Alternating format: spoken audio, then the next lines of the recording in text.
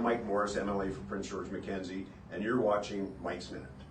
If you have any questions at all as to the content or anything that I say in the video that you just watched, please feel free to contact my office at any time and ask those questions yourself or come in for a visit.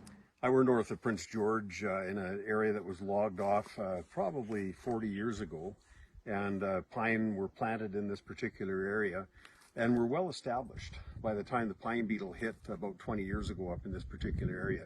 So a lot of the trees that are down on the ground were the young pine trees that got hit by the pine beetle and died and have subsequently fallen down in this particular area here. So there are some survivors here, of course, but there is a lot of debris on the ground as a result of that. So this has put forestry back, because there are many plantations like this that were planted in the 80s and 90s that got hit by the pine beetle in the 2000s, and it just wiped out a lot of the work that was done before there.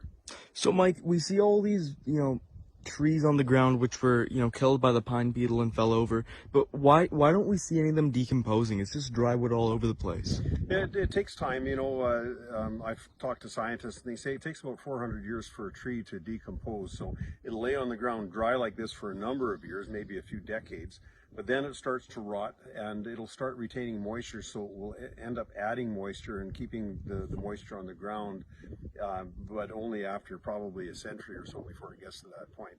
But it does prove to be as fuel for a fire. So if a lightning strike hit in this particular area here with nothing but pine trees, of course it was a conifer monocultural pine plantation, and if the lightning strikes in an area like this, there's a high likelihood that it would cause a forest fire here.